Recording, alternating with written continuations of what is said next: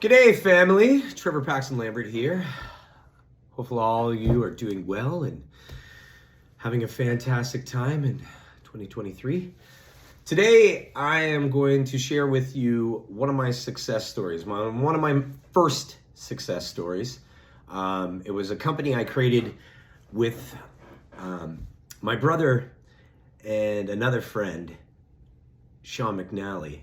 It was JK Productions. Junglist crew. How it got started is we were very young, going to the Toronto underground scene every weekend, and we really embraced that scene, loved it. There was so much to offer. It was a big culture shock from when we were like rappers and breakdancing, and we opened up like for Kish, go to Club 2000, do all the dance competitions, break dance competitions, and all that kind of stuff at 606 and Alcatraz and all these different clubs all over the GTA. The underground scene was like this loving, unified community of people that just wanted to have a good time. And we wanted to be a part of that. So we started going to these events. First one was like at 318 Richmond Street. One of my buddies, Tim, he was from Shelburne. He brought me out there, and my brother and I, it was just insane. So we just, we kept on going and going and going. But it was pretty dangerous making that drive back from Toronto to Orangeville. So what we did is we started throwing our own events and saving our friends the risk and the drive, because it started getting insane doing it every weekend. And risking our lives to drive back. The drive back at middle of the night, torqued out of your minds, wasn't exactly the greatest idea to do. But back in those days, the awareness about those kind of risks wasn't very focused. So we started doing these house parties. It was really good. Then, these little jams here and there, and people were starting to see what we were showing and offering. And slowly but surely, some people around us in the area they wanted to come and listen to the music and dance and have a good time. So one of our buddies' parents, Scott, his parents were going away somewhere, and he wanted to do a big party. So we decided, well, why don't we capitalize on this, and you can make some money at the same time. And he's like, yeah, sure, let's do this. And so we converted his big, huge house on a plot of land just outside of Orangeville on Highway 10, in between Orangeville and Caledon. And we created these flyers, made a big DJ lineup.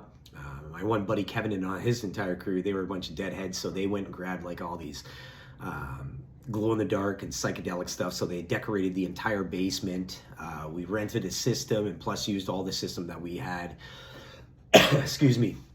And that was huge. We had people coming from everywhere. We had people coming from Bolton, Toronto, Mississauga, Brampton, Orangeville, Shelburne, Georgetown.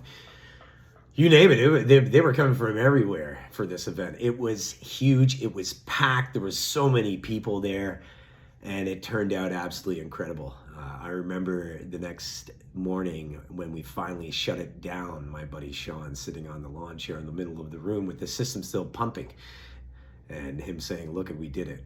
We created it. And I'm like, yeah, we did. And from that point on, JK Productions started doing events everywhere we could.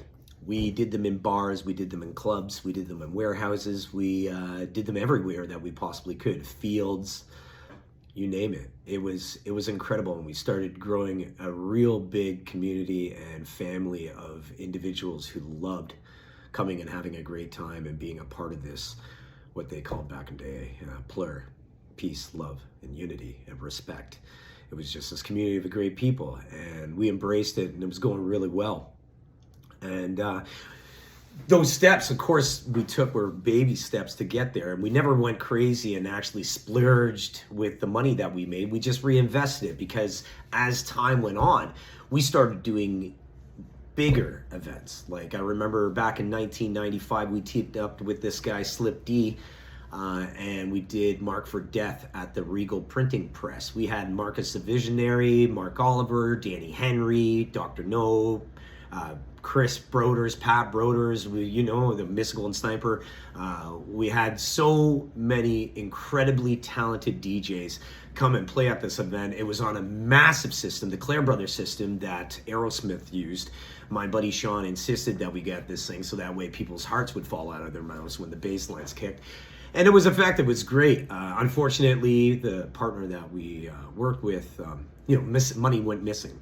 But you learn from it. You learn from those mistakes, and you just try to focus on the silver lining that's in it, right? And you learn from those mistakes and move on to the next project and do it better. And it got to the point that, doing the events was great, but my brother and I really wanted to do something consistent that just wasn't like on a monthly basis or something like that. And I had started a little JK Productions headquarters in Orangeville on First Street while he moved to Barrie and planted his roots there. And it was really cool because out of nowhere he came up to me and told me that him and one of our other friends, Todd Holland, had intent of starting a record store.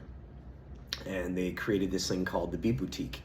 And at the time, things weren't that great in Orangeville. I was doing these weekly events in the Top Cats, which was right across the road from my shop, and I was getting tired of lugging bullet bins and butterfly bins and all sorts of bins across the road to the Top Cats to do these events. And my brother was like, Barrie is booming. There's huge potential here. Like there's twice as many bars, there's twice as many venue opportunities, and with what Todd and I are doing with this record store in the back of Sam the Record Man's on Dunlap, I want you to come up and join forces with us. So I closed down shop in Orangeville and expanded everything into Barrie, and that kind of skyrocketed us off. But what I'm trying to show you guys and learn from this first success that I did with JK Productions is just start with baby steps. I know everybody wants to put the carriage in front of the horse, but I've seen it so many times that businesses and concepts and just fall apart when you don't follow a process. Map out that plan, how you're going to achieve that goal, and then follow through on step by step. But have contingency plans just in case something goes wrong. But take it in steps, and once you achieve those goals, celebrate, right? And then reinvest and grow again. So I hopefully, this inspired you. Even if you have a small little concept, go for it. Take the baby steps. Make sure you got a good mapped out plan, and you'll see once you go through and follow through, it will grow. Just reinvest. Don't go crazy. Enjoy yourself and celebrate those moment victories, but be smart about it. Until the next time, I'll share another success. I'll share the whole story about the Beat Boutique, that success, and how it transmuted into the Dragon's Lair, which was an underground after-hours club at the Twin Dragons, formerly Twin Dragons Kickboxing Club on Dunlop Street in Barrie. So until then, be safe. I hope all is well. Talk to you soon.